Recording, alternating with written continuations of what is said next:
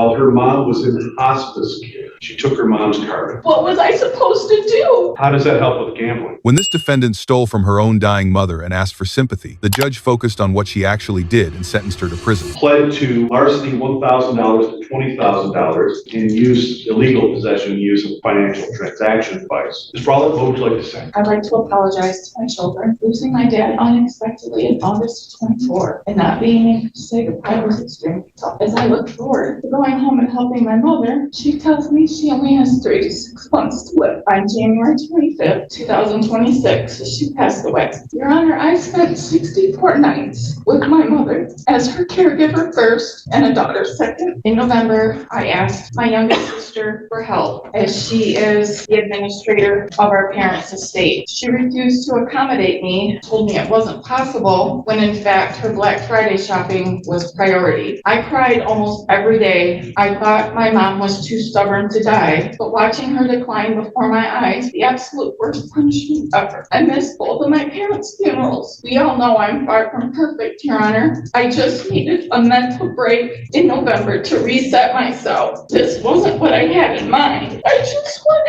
more time with my mom. I now know my mom was my worst enemy, but my biggest supporter, and not being able to say goodbye to her and my dad because of my own actions is just cruel. She had bone cancer, was horrendous. And Your Honor, I know that the court wants to throw the book at me, and I probably deserve it, but I feel I've already had the worst punishment of losing both my parents and not being able to grieve them properly.